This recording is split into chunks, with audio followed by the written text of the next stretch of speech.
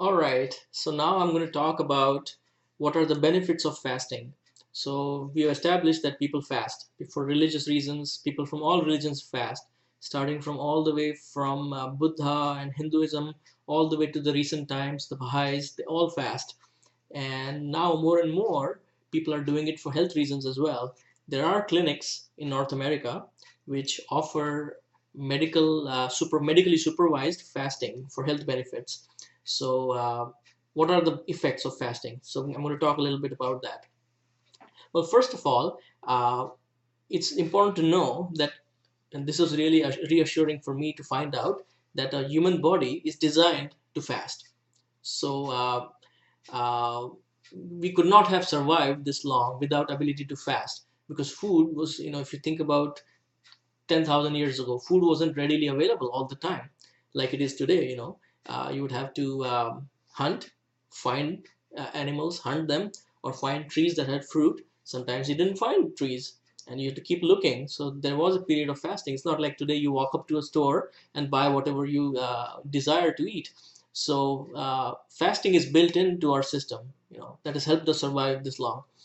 So in research, it's difficult to do research in these areas because for obvious reasons you cannot really make someone fast for ethical reasons and study them. Okay, so what they've found though, that patients who are in a coma, a long-standing coma, eventually when the feeding tube is taken off, so they are not given any more water or any more food, then death occurs anywhere between 10 to 15 days after.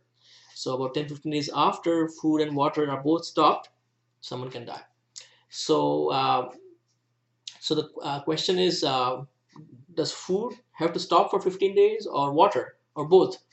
So what they found in people who have been stranded in the wild or desert or in the wild, they're lost, they don't have any food. So what they found that there are cases where people have survived as long as 35, 40, 45 days even, with very little or no food, but they had some water, they would drink water.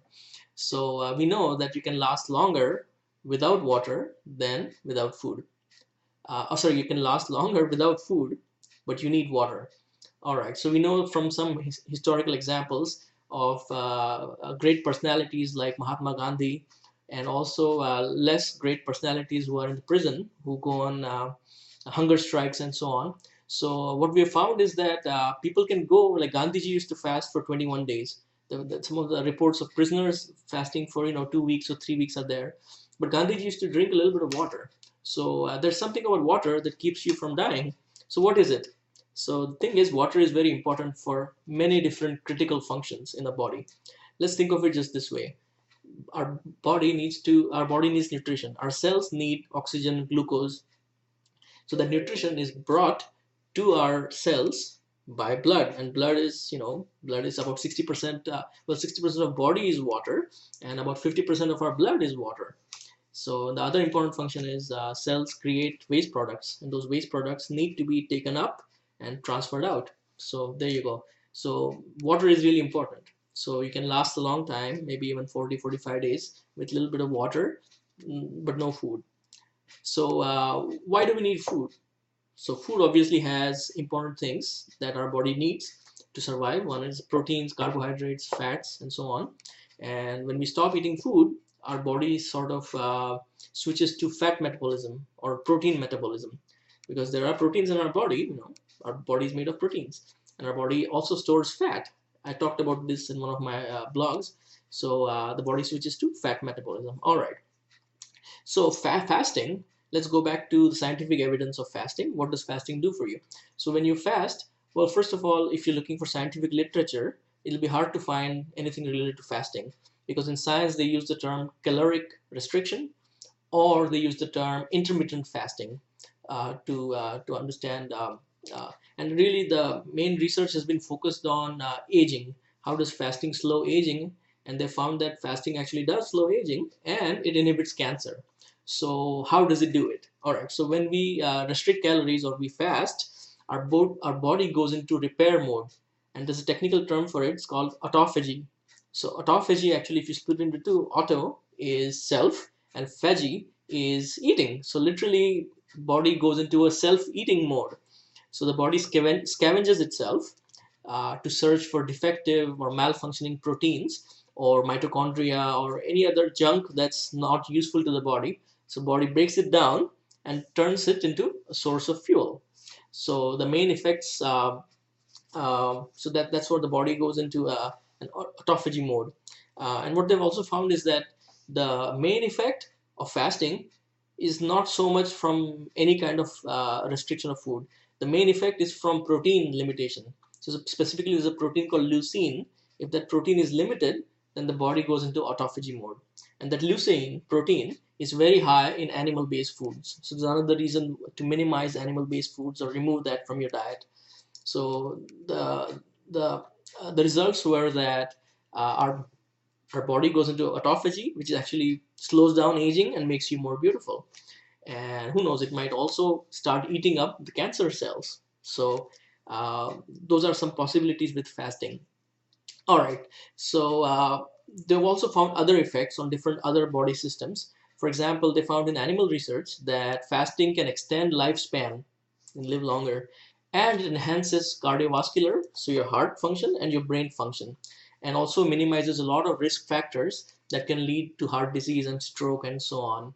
So this research obviously has been done in animals, but because you can't do it ethically in human beings really. So some of the reasons underlying these effects on brain and heart, they think is that there's a reduced oxidative stress. So there's less oxidation happening in our cells. Oxidation is bad for the cells, and it improves our cellular resistance. So our cells become more resistant to stress. So that's another mechanism how that happens. And there's also one chemical called brain-derived neurotrophic factor. So that chemical is released in higher amounts. When it's released, it helps your brain become more flexible. It helps it adapt. It helps it learn new things, new skills, and so on. So this chemical is released, by the way, when you exercise, but it's also released when you're fasting. So it's interesting how fasting has so many different effects.